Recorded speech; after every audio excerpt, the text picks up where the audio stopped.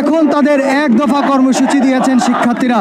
এবং কালকে শহীদ মিনারে দেখা গিয়েছে জনসমুদ্র শিক্ষার্থীদের, সেই জনসমুদ্র থেকে তাদের এক দফা কর্মসূচি কিন্তু তারা দিয়েছেন। এবং প্রধান সমন্বয়ক নাহিদ ইসলাম তিনি কিন্তু তাদের এই কর্মসূচি দিয়েছেন।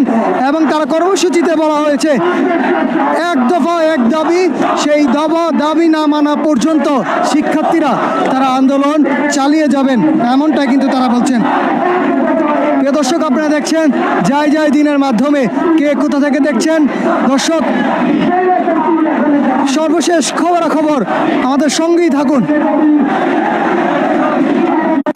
আপনারা দেখছেন ছাত্রলীগ এবং শিক্ষার্থীদের মুখোমুখি কিন্তু এই মুহূর্তে রয়েছে। এবং বলাই যেতে পারে সায়েন্স ল্যাব একেবারে উত্তাল হয়ে আছে এবং শিক্ষার্থীদের অনুকূলে রয়েছে। এবং তারা বলছেন তাদের এই দাবি না